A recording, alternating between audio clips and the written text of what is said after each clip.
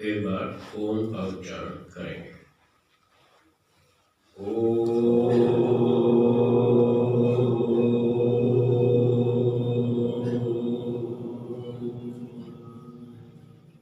इस समय हम कुछ विचार करेंगे अपने जीवन को कैसे ऊंचा उठाएं,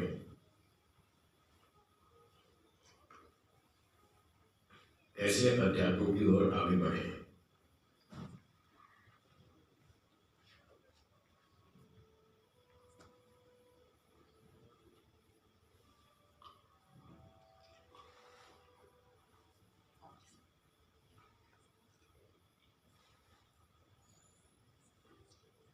वेदों का सबसे पहला सिद्धांत है तीन पदार्थ अनादि हैं। कितने पदार्थ? तीन।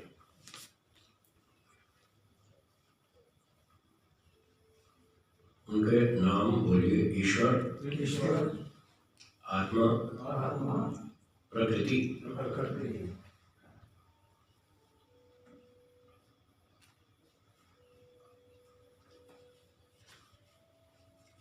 जो व्यक्ति इन तीन चीजों को ठीक ठीक जान लेता है वह स्वयं भी सुखी हो जाता है और दूसरों को भी सुख देता है।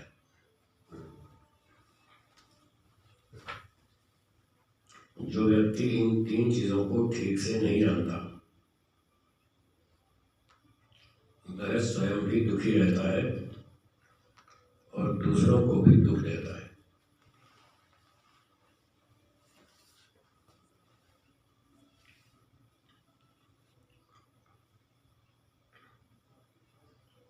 तो दुख से छूटने के लिए, सुख प्राप्त करने के लिए तीन वस्तुओं को जानना आवश्यक है।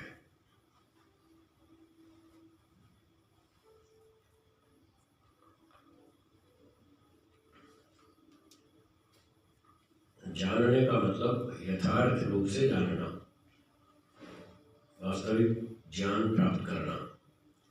दार्शनिक भाषा में इसे तत्व ज्ञान कहते हैं।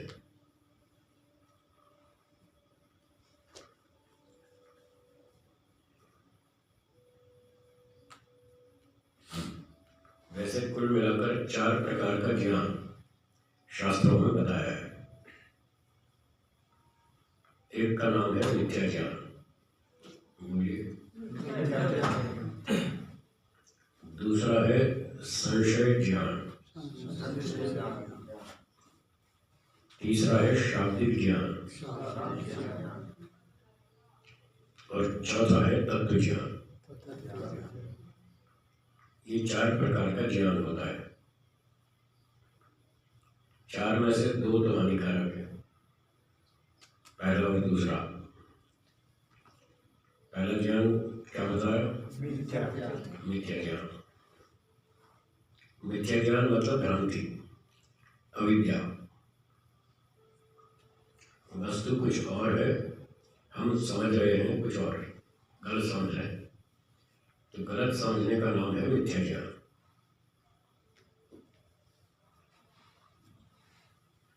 जैसे लोग रस्सी को सांप समझ लेते हैं, ये उदाहरण बहुत प्रसिद्ध है। लाइट कम हो और रस्सी पड़ी हो गोल गोल तो व्यक्ति को भ्रम हो जाता है, भ्रांति हो जाती है, शायद सांप है। नहीं, वो सांप मान ही लेता है, शायद नहीं, मान ही लेता है कि ये सांप है। जब मान लिया कि ये सांप है तो गलत निर्णय हो गया। इसका नाम है मिथ्या ज्ञान।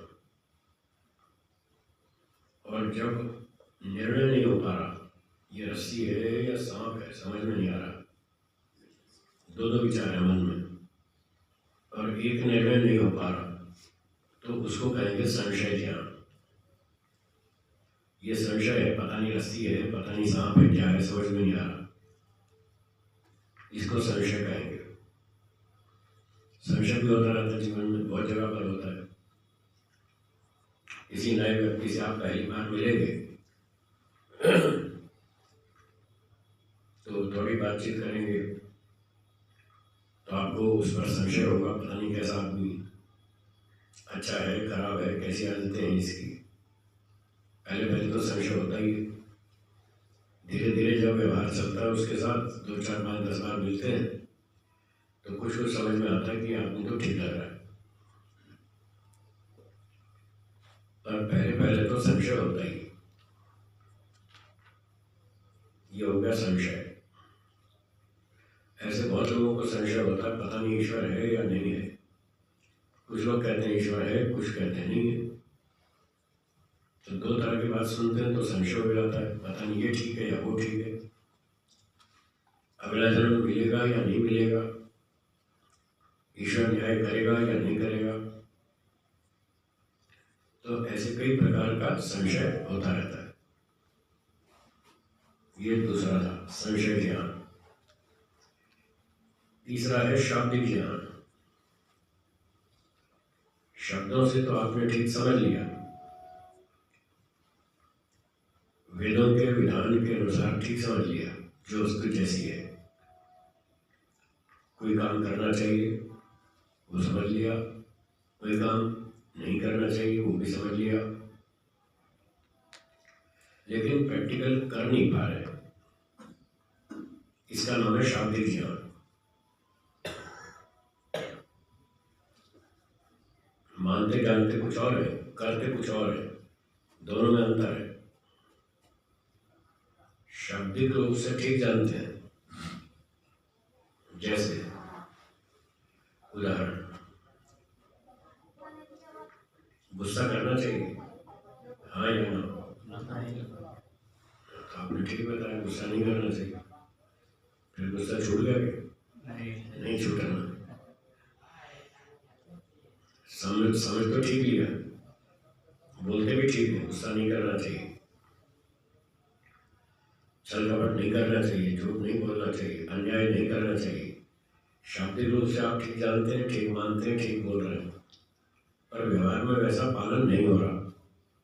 कभी कर पाते हैं, कभी नहीं कर पाते, कभी गुस्सा कंट्रोल कर लेते हैं, कभी नहीं हो पाता। तो जब हम बोलते जानते मानते कुछ और है और करते कुछ और है, दोनों में अंतर हो तो उसका नाम है शाब्दिक ज्ञान।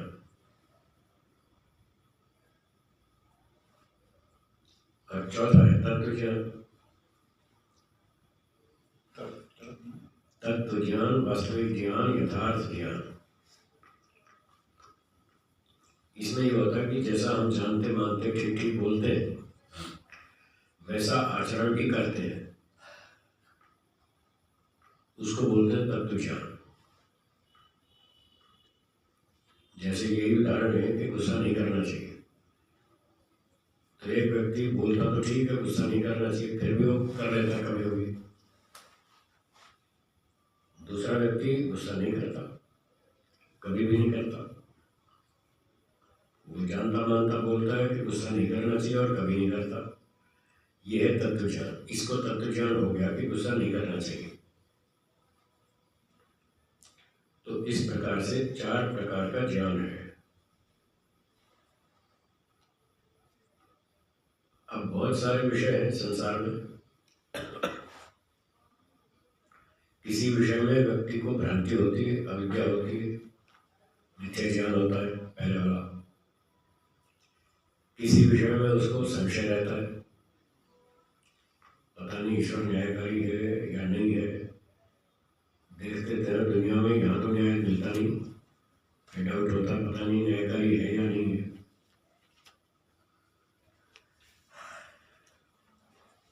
और किसी विषय में शाब्दिक ज्ञान हो गया, गुस्सा नहीं करना चाहिए, झगड़ा नहीं करना चाहिए, शांति से रहना चाहिए, सच बोलना चाहिए, शाब्दिक रूप से ठीक हो गया, पर आचरण में पूरा नहीं चल पा रहे। और किसी किसी क्षेत्र में आचरण भी पूरा कर लेते हैं, जैसा जानते मानते बोलते हैं वैसा ही करते भी, उसको तत्व ज्ञान कहते हैं।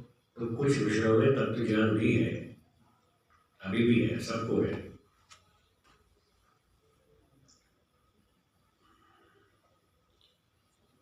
जैसे ये बिजली की तार, इसमें 220 वोल्ट का करंट है, इस तार को छूना चाहिए? नहीं। तो आप छूओगे? एक बार, सिर्फ एक बार, एक बार भी नहीं छुएंगे, क्योंकि आपको इस मामले में तत्व ज्ञान है। तार को नहीं छूना चाहिए, बिजली की आप कभी नहीं छुएंगे।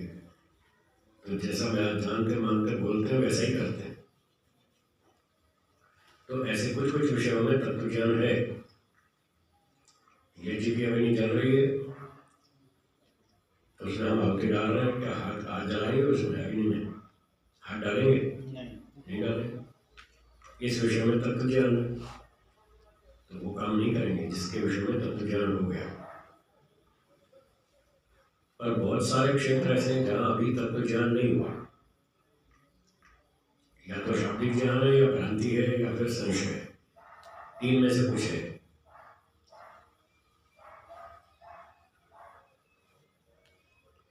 शाब्दिक ज्ञान का एक और उदाहरण, क्या आप ईश्वर को मानते हैं? हाँ या ना?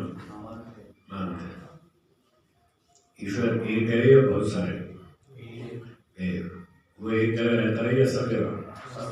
सब जगह। हमारे कर्मों को देखता है या नहीं देखता? देखता है। न्यायकारी है या अन्यायकारी? न्यायकारी किसे कहते हैं? हमारे कर्मों का फल देगा या नहीं देगा? देगा। अच्छे कर्मों का कैसा फल देगा? और बुरे कर्मों का बुरा देगा। तो इतना ज्ञान आपको हो गया। अब अगली बात है, क्या हम बुरा फल दुख भोगना चाहते हैं? नहीं चाहते। तो क्या बुरे काम करने चाहिए? नहीं करने चाहिए। तो क्या बुरे काम करने छोड़ोगे? नहीं छोड़े। बस ये शाब्दिक ज्ञान। जिसके छूट गए उसको तत्व ज्ञान है कि बुरे काम करेंगे तो भगवान सुअर बनाएगा, कुत्ता बनाएगा, शेर भेड़िया बनाएगा। जिसको तत्व ज्ञान हो जाएगा वो गलती नहीं करेगा, फूंक फूंक कर कदम रखेगा, बहुत सावधानी से चलेगा, कहीं भी गलती ना हो जाए। अगर यहाँ 5-7 खुली तारें छोड़ दें, बिजली की करंट वाली खुली तार की तार छोड़ दें, तो आप कितनी सावधानी से चलेंगे? हाँ या ना?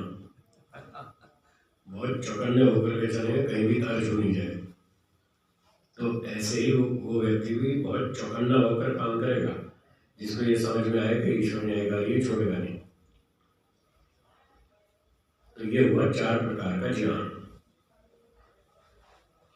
अब महर्षि गौतम जी कहते हैं न्याय दर्शन में कि संसार के कुछ पदार्थ ऐसे हैं जिनके विषय में हमको तत्व ज्ञान होना जरूरी है। यदि उन विषयों में तत्व ज्ञान हो गया तो हमारा आचरण ठीक हो जाएगा। आचरण ठीक हो जाएगा तो फिर मोक्ष हो जाएगा। और यदि उन पदार्थों के विषय में हमको तत्व ज्ञान नहीं हुआ,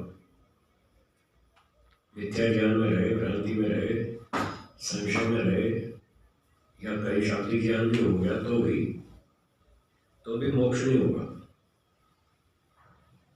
क्योंकि जब तक तत्व ज्ञान नहीं होगा तब तक आचरण सुधरेगा नहीं,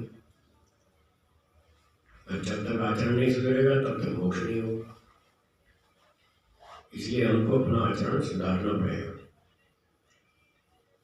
तो आचरण कैसे सुधरता है? वेदों में लिखा है, ऋषियों ने भी अपने ग्रंथों में लिखा है। वो कहते हैं दंड के बिना कोई सुधरता नहीं है। बोलिए। दंड के बिना कोई सुधरता नहीं। बस ये एक सिद्धांत याद कर लीजिए। सुधार का केवल मात्र एक ही उपाय है, वो है दंड। जिस व्यक्ति को जिस विषय में समझ में आ जाता है कि मैं ऐसी गलती करूंगा तो दंड मिलेगा, जहां जहां दंड समझ में आ जाता है फिर वहां वो गलती नहीं करेगा। और अगर दंड समझ में नहीं आया या भूल गया तो फिर गलती करेगा। ये हमारा मनुष्यों का मनोविज्ञान है।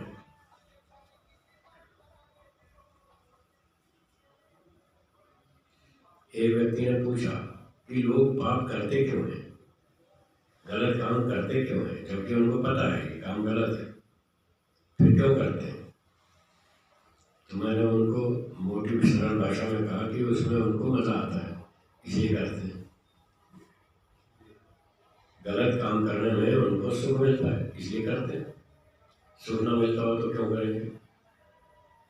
दुख तो कोई भोगना चाहता नहीं। जिस समय वो गलत काम करते हैं उस समय उनको सुख मिलता है, थोड़ी देर का, थोड़ा सा। अब इस सुख को भोगने पर आगे दंड क्या मिलेगा ये उनको समझ में नहीं आया। गलत काम करेंगे, चोरी करेंगे, व्यभिचार करेंगे, हेराफेरी करेंगे, चंद्रवट करेंगे, अन्याय करेंगे, इस काम में उनको तात्कालिक रूप से थोड़ा सा सुख मिलता है, लेकिन उसके बाद दंड कितना मिलेगा वो समझ में नहीं आया, इसलिए वो गलत काम करते हैं।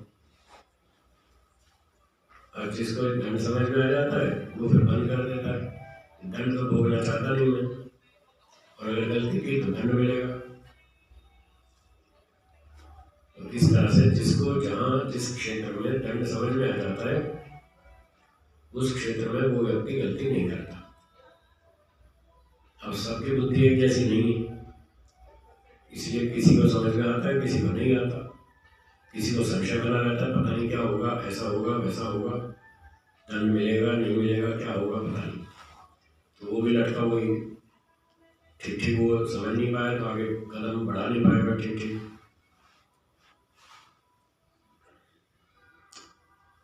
इसलिए हमें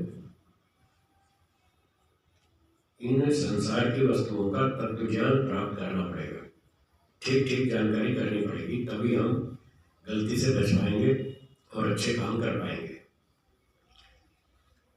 अब जो व्यक्ति गलती करता है क्योंकि उसको सुख मिलता है थोड़ा सा,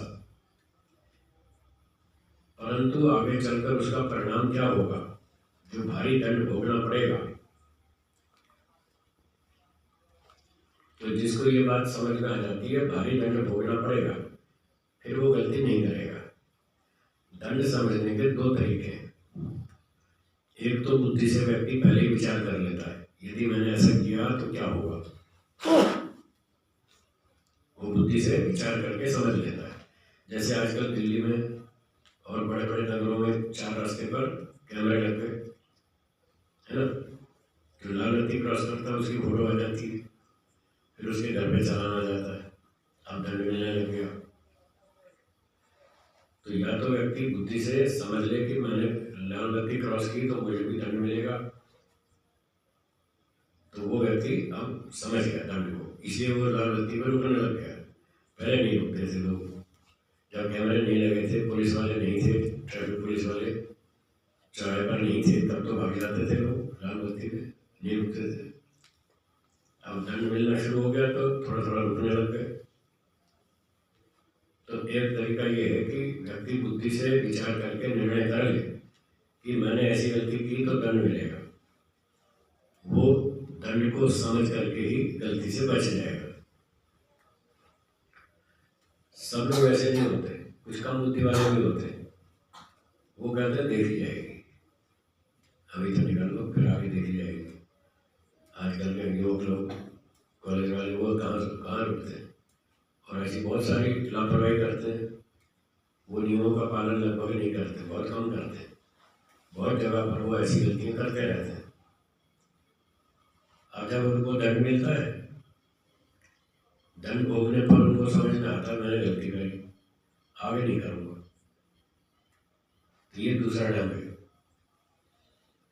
पहला तरीका है बुद्धि से विचार करके सीख लो कि गलती की तो दंड मिलेगा, और दूसरा है कि बुद्धि से नहीं सीखा तो फिर फिजिकली दंड पड़ेंगे, फाइन भरना पड़ेगा, फिर दंड भोगने के बाद समझ में आएगा कि ऐसी गलती मुझे नहीं करनी चाहिए थी, अब तो हो गई तो दंड भोगो। तो दंड भोगने से जो कष्ट होगा उससे फिर व्यक्ति सुधरेगा कि अब आगे नहीं करूँगा। ये दो तरीके हैं। जो बुद्धिमान लोग होते हैं वो बुद्धि से ही विचार करके सीख लेते हैं कि यदि मैंने ऐसा किया तो मुझे ये दंड भोगना पड़ेगा। बिना मार खाए दूसरे को दंड भोगता देखकर उसी को देख के सीख जाते हैं, ये बुद्धिमान लोग कहलाते हैं। और जो कम बुद्धि वाले वो गलती करेंगे, दंड भोगेंगे, फिर उनको समझ में आएगी। दंड भोगेंगे, कष्ट भोगेंगे, तब समझ में आएगी कि ऐसा काम नहीं करना चाहिए। तो सुधार का यही एक उपाय है, दंड।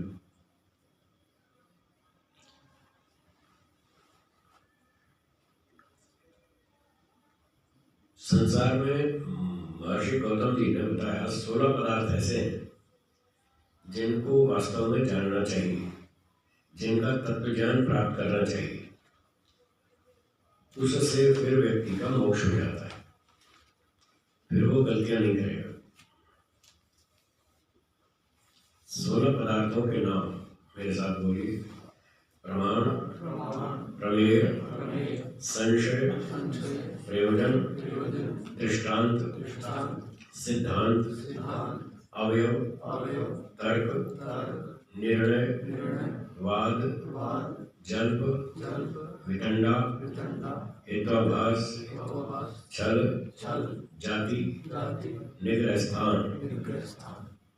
कितने हुए? 16 हुए। इन 16 पदार्थों के विषय में हमको तत्व ज्ञान प्राप्त करना है, उससे हमारा मोक्ष हो जाएगा। ऐसा महर्षि गौतम जी कह रहे हैं न्याय दर्शन में। इन 16 पदार्थों में पहला पदार्थ है प्रमाण।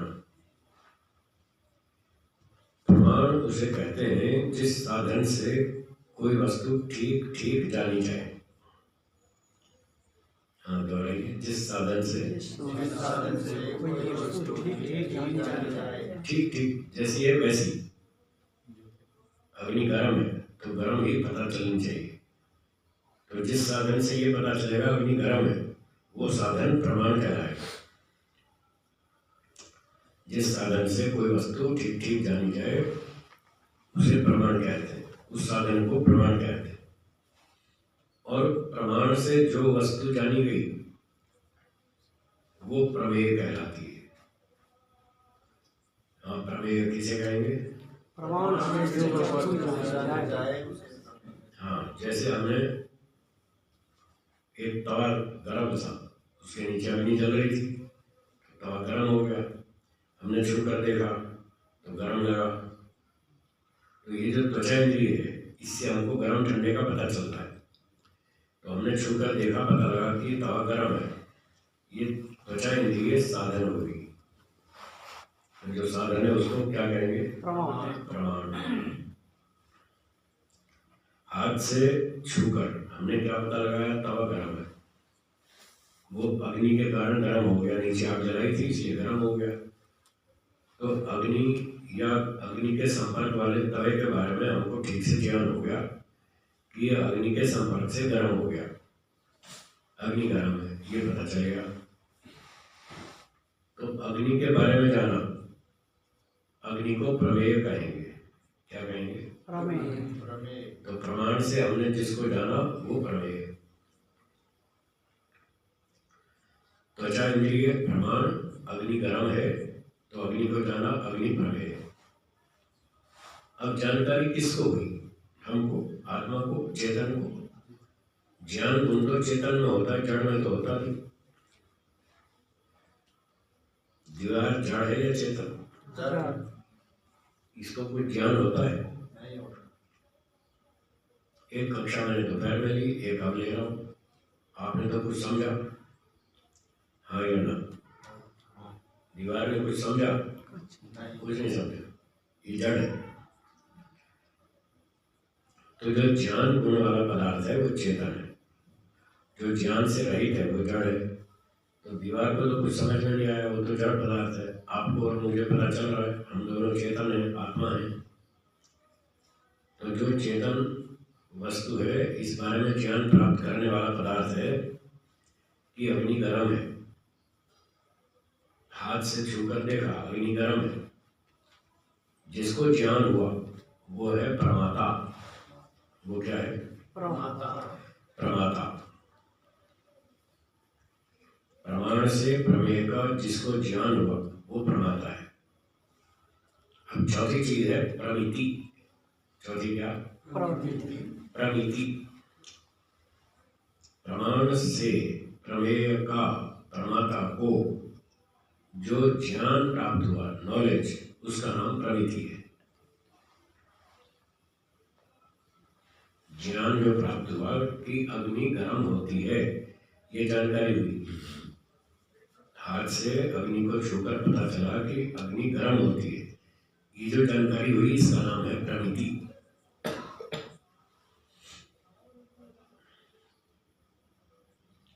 तो जब हम प्रमाण का प्रयोग करेंगे तो ये चारों चीजें वहां पर होंगी। कोई प्रमाण होगा, कोई प्रमेय होगा, कोई प्रमाता होगा, फिर कोई प्रमिति भी होगी।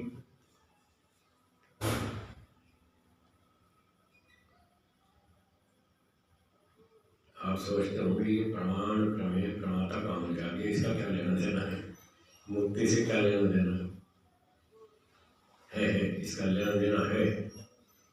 आपको जगह जगह संशय खड़ा हो जाएगा, फिर संशय को दूर कैसे करेंगे? प्रमाण से। इसलिए प्रमाण की जानकारी होना आवश्यक है। अब लोग बहुत से शंकाएं पूछते रहते हैं मुझसे, आपने भी पूछी दोपहर में, और भी लोग पूछते रहते हैं कि अगला जन्म होगा कि नहीं होगा। मोक्ष में आत्मा के पास शरीर, मन, बुद्धि तो होता नहीं, फिर वो मोक्ष में कैसे काम करेगा? ऐसे ऐसे बहुत से प्रश्न पूछते हैं लोग। तो इन प्रश्नों का उत्तर कैसे ढूंढेंगे? इसी न्याय विद्या से, प्रमाण से, तर्क से, इसी से पता चलेगा। और कहीं मुख्य विषय में शंका हो गई और समाधान नहीं मिला तो गाड़ी वहीं अटक जाएगी, फिर आगे चल नहीं पाएंगे। इसलिए ये सब प्रमाण, प्रमेय, सब प्रमाता, प्रमिति सब समझना चाहिए। इसके बिना हम तत्व ज्ञान तक नहीं पहुंच पाएंगे, ये उसके साधन है। तो ये चार बातें हो गई, प्रमाण, प्रमेय, प्रमाता, प्रमिति।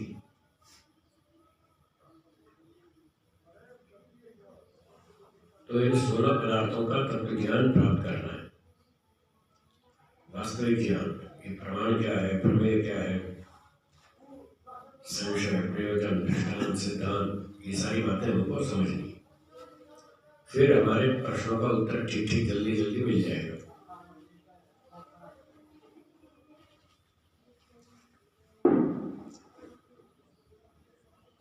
तो ये प्रमाण है 4 प्रकार के। कितने प्रकार के? 4। उनके नाम बोलिए। प्रत्यक्ष, अनुमान, उपमान, शब्द। ये 4 प्रकार के प्रमाण हैं। इन्हीं से सब बातें जानी जा सकती हैं संसार की। और एक आगे चलकर इसका एक सहयोगी बनता है, वो है तर्क। जब किसी विषय में प्रमाण उपलब्ध ना हो तो तब तक तर्क से काम चलाएंगे। तर्क प्रमाणों का सहायक है, कुछ वो भी हमारी सहायता करता है सच्चाई तक पहुंचने के लिए। तो प्रमाण कितने बताए? 4। कौन कौन से? अनुमान, और उपमान। हाँ, पहला प्रमाण कौन सा है? प्रत्यक्ष। प्रत्यक्ष प्रमाण किसे कहते हैं? जब हम इंद्रियों से इन्हीं वस्तुओं के साथ सीधा संबंध जोड़ते हैं। आंख, नाक, कान, ये इंद्रियां हैं 5 ज्ञानेंद्रियां। जब हमारी 5 इंद्रियों का किसी वस्तु के साथ सीधा संबंध जुड़े और उस संपर्क से हमको ज्ञान प्राप्ति हो, उसका नाम प्रत्यक्ष है। जैसे आंख से देख रहे हैं, हम सामने चित्र लगा है, आंख से देखा सीधा चित्र को, आंख और चित्र का सीधा संबंध है, तो ये है सीधा संपर्क। जब इंद्रियों का अपने अपने विषयों के साथ सीधा संपर्क हो और उससे कुछ जानकारी हो। अब चित्र को जब आंख से देखा तो हमें जानकारी हुई, श्री कृष्ण जी महाराज का फोटो लगा है। ऐसे जब जो ज्ञान उत्पन्न होता है इंद्रियों से, उसका नाम है प्रत्यक्ष प्रमाण।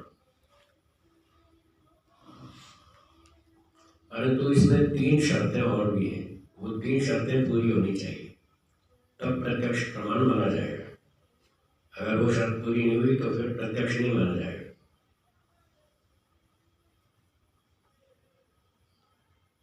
पहली शर्त है कि वो शब्दों से उत्पन्न हुआ ज्ञान नहीं होना चाहिए।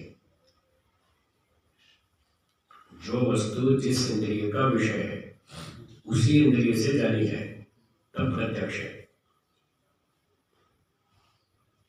मान लो कोई चीज खाने पीने की है, कोई मिठाई है,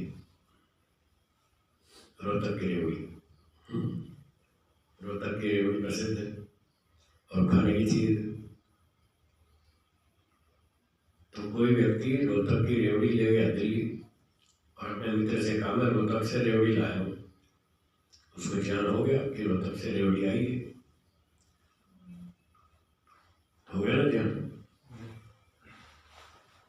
क्या इसको प्रत्यक्ष कहेंगे? इसको प्रत्यक्ष नहीं कहेंगे, उसको ज्ञान तो हुआ, पर ये ज्ञान प्रत्यक्ष ज्ञान नहीं है। वहां ये पहली शर्त लागू होनी चाहिए। जो वस्तु जिस इंद्रिय का विषय है उस इंद्रिय से ही जानी जाए तो प्रत्यक्ष है। और विषय तो किसी अन्य इंद्रिय का और जान लिया किसी अन्य इंद्रिय से तो वो प्रत्यक्ष नहीं कहलाएगा। रेवड़ी सुनने की चीज है या खाने की चीज है? खाने की चीज। वो रसना इंद्रिय का विषय है।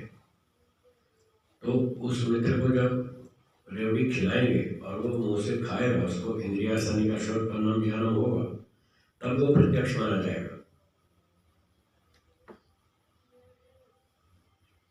उसने रेवड़ी खाई, मीठी लगी, अच्छी लगी, स्वादिष्ट थी, तो अब जो ज्ञान हुआ रसना इंद्रिय से, इसका नाम प्रत्यक्ष है। और केवल शब्दों से सुन ले कि हाँ रोहतक से रेवड़ी आई है, न देखी न खाई, सिर्फ सुन लिया, तो ज्ञान तो ये भी हुआ, परंतु ये ज्ञान रसना इंद्रिय से नहीं हुआ, ये श्रोत्र इंद्रिय से हुआ, कान से, कि रोहतक से रेवड़ी आई है दिल्ली। तो रेवड़ी सुनने का विषय नहीं है, वो तो खाने चखने का विषय है। तो इस प्रकार से ये पहली शर्त है, जो वस्तु जिस इंद्रिय का विषय हो वह वस्तु उसी इंद्रिय से जानी जाए, तब तो प्रत्यक्ष माना जाएगा, नहीं तो कोई और प्रमाण माना जाएगा। प्रत्यक्ष नहीं कहलाएगा, वो शब्द प्रमाण माना जाएगा।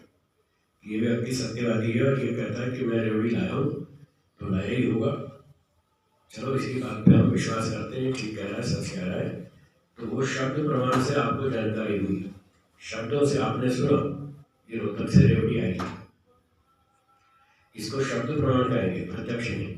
प्रत्यक्ष तो तब होगा जब रेवड़ी खुद खा के चख करके देखेंगे, तब पता चलेगा हाँ ये रेवड़ी है। ये पहली शर्त समझ में आई। इसको सूत्र में लिखा है अव्यपदेश्यम। क्या लिखा है? शाब्दिक ज्ञान। व्यपदेश्यम मतलब शाब्दिक, अव्यपदेश्यम शाब्दिक नहीं होना चाहिए, शब्दों से नहीं सुनना। जो वस्तु जिस इंद्रिय का विषय है उसी इंद्रिय से जानो तो ठीक है, तो वो प्रत्यक्ष है। और इस अव्यपदेश्यम का एक और अर्थ भी है, वो ये है कि जब प्रत्यक्ष ज्ञान होता है तो शब्दों की आवश्यकता नहीं होती। क्या बोला? प्रत्यक्ष ज्ञान शब्द की कोई जरूरत नहीं, बिना ही शब्दों के होता है। एक बच्चे को 2 महीने का बच्चा है, उसको हाथ पे उंगली पे थोड़ा शहद लगा के उसके मुंह में चटा दो, वो चाट लेगा, बड़ा खुश हो जाएगा, ऐसे ऐसे रिएक्शन देगा, बहुत अच्छा लगा। अब उसको प्रत्यक्ष हो गया, शहद रसना इंद्रिय का विषय, उसने रसना इंद्रिय से शहद चाटा, उसको अच्छा लगा, अपना रिएक्शन भी कर दिया। तो इसको जो ज्ञान हुआ शहद का, ये प्रत्यक्ष प्रमाण कहलाएगा, प्रत्यक्ष ज्ञान कहलाएगा, क्योंकि रसना इंद्रिय से हुआ, शब्द को तो वो जानता ही नहीं। इसको शहद कहते हैं, ये मक्खियाँ बनाती हैं, ये रोगों में बहुत अच्छा काम देता है, दवाई के गुणों को बढ़ा देता है, उसको कुछ भी नहीं पता, वो तो शाब्दिक ज्ञान है, शब्द प्रमाण है। पर चख लिया ये प्रत्यक्ष प्रमाण है, तो जब उसको प्रत्यक्ष हुआ ये कुछ पदार्थ चाट लिया, अच्छा लगा, मीठा लगा, तो इसमें शब्दों की कोई जरूरत नहीं हुई, बिना ही शब्दों के हो गया। ये पहली शर्त है, बिना शब्दों के होता है प्रत्यक्ष। बाद में यदि आप शब्द भी जोड़ लें तो कोई समस्या नहीं, फिर वो शब्द जोड़ेंगे तो वो भी हो जाएगा, लेकिन प्रत्यक्ष अनुभूति में कोई अंतर नहीं आएगा।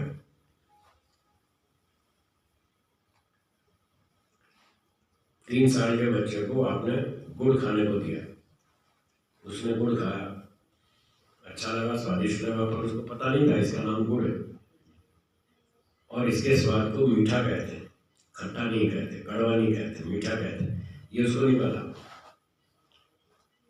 तो शब्दों की उसको जानकारी नहीं है, इसका नाम गुड़ है और इसके स्वाद को मीठा स्वाद कहते हैं, ये उसको नहीं पता। तो भी उसने गुड़ खा लिया, प्रत्यक्ष तो हो ही गया।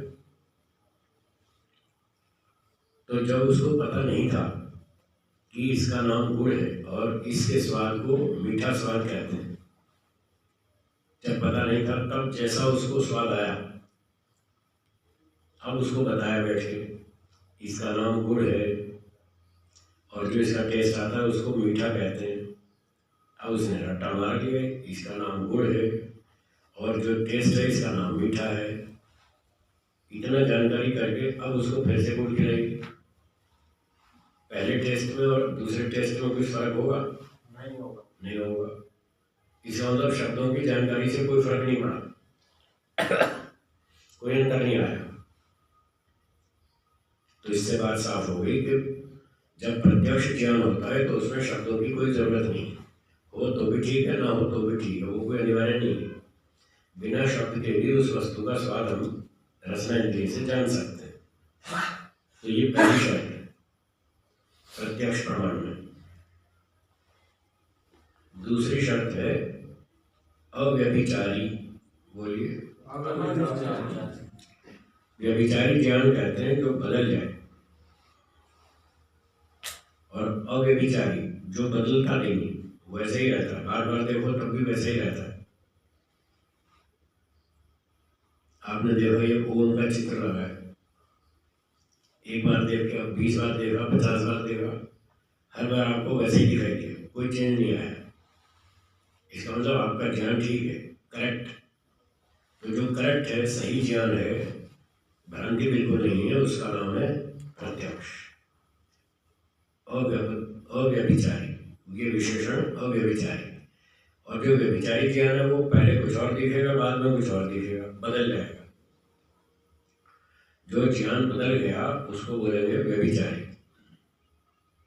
जैसे लाइट कम थी तब हमने देखा, हमको रस्सी का सांप दिखाई दिया। क्या दिखाई दिया? थी क्या? तो हमें हल्के प्रकाश में ये ज्ञान हुआ कि ये सांप है। फिर सांप देख करके समझ डर लगा, फिर हमने सोचा भाई लाइट जला के देखें, साफ साफ देखें ये सांप है या क्या है। फिर तेज लाइट जलाई, फिर देखा, फिर पता लगा ये तो रस्सी है। कम लाइट में देखा तो क्या ज्ञान हुआ? सांप है। और तेज लाइट में देखा तो क्या ज्ञान हुआ? तो पहले वाला ज्ञान बदल गया, पहले सांप दिख रहा था, अब रस्सी दिख रही है, पहले वाला ज्ञान बदल गया। तो ये व्यभिचारी ज्ञान है, इसको भ्रांति कहते हैं।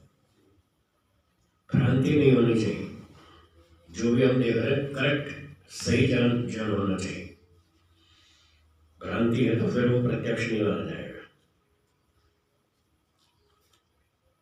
अब मान लो एक व्यक्ति ने हल्के प्रकाश में देखा, उसको सांप दिखाई दिया, फिर तेज लाइट जला के देखा तो रस्सी। तो दो बार अलग अलग देखने पर उसको अभी भी संशय बना रहेगा, ये रस्सी है या सांप है, क्या है। फिर वो तीसरी बार फिर देखेगा, फिर उसको रस्सी दिखाई दी, फिर चौथी बार फिर देखेगा, फिर रस्सी दिखाई दी, अब 20 बार देखेगा, हर बार रस्सी दिखेगी। अब चेंज नहीं हो रहा।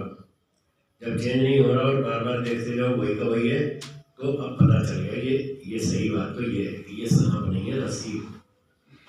तो ऐसे संशय को दूर करना होता है। किसी भी विषय में संशय हो जाए तो प्रमाण का प्रयोग करें, 1 बार, 2 बार, 5 बार, 10 बार, जब हर बार वही निर्णय आए और आपकी खोज करने की पद्धति सही है और निर्णय हर बार वही आ रहा है, तो फिर समझो अब ठीक है, अब हम ठीक ज्ञान को पकड़ पा रहे हैं, अब भ्रांति नहीं है। तो ये प्रत्यक्ष प्रमाण में दूसरी शर्त है। नहीं तो आंख से आपको भ्रांति भी हो सकती है, हो ही जाती है। सोनलाल को रामलाल समझ लेते हैं, दोनों की शक्लें मिलती जुलती। दिल्ली में एक व्यक्ति रहता है कीर्ति नगर में, और बिल्कुल उसकी शक्ल से मिलता जुलता बम्बई में रहता है।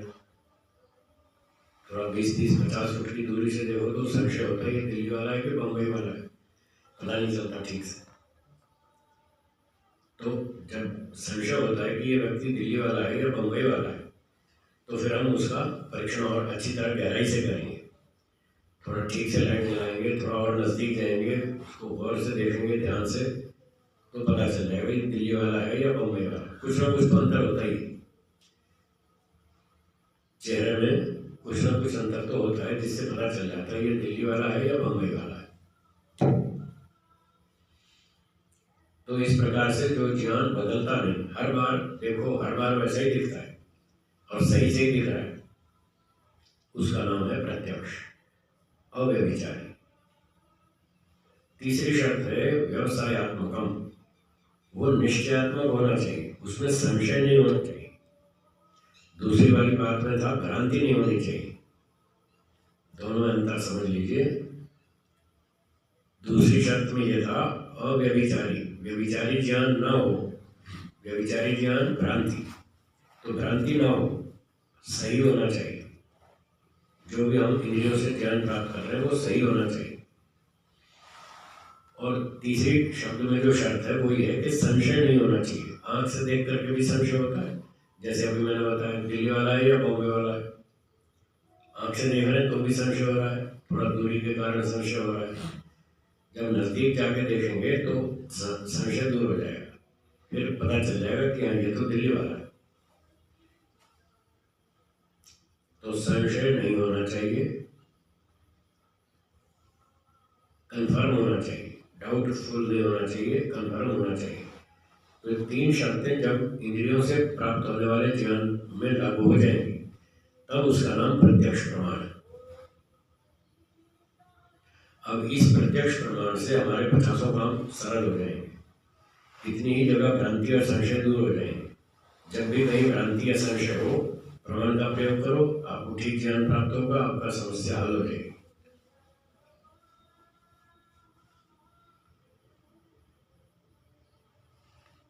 तो ऐसे एक एक करके वस्तुओं को जानते रहेंगे और हमारी समस्याएं हल होती रहेंगी। हमें पक्का भरोसा हो जाएगा भगवान है, कर्मों का फल देता है, ठीक से देता है, न्याय से देता है, सब जगह रहता है। और हम अच्छे काम करेंगे तो अच्छा फल देगा, बुरे काम करेंगे तो दंड मिलेगा। कुछ कर्मों का फल यहीं मिल जाएगा इसी जन्म में, कुछ का फल आगे मिलेगा। जिनका यहाँ मिल गया तो ठीक, और जो बच गए कर्म उनका फल फिर अगले मिलेगा, अगले जन्मों में। और पूरे 100% अच्छे काम करेंगे तो मोक्ष भी मिलेगा। इस तरह की सारी बातें सॉल्व हो जाएंगी, हल हो जाएंगी, और हम बड़ी अच्छी तीव्र गति से मोक्ष की तरफ आगे बढ़ेंगे। ठीक है, तो इस तरह से प्रयास करेंगे जानने का। चलिए, समय हो गया।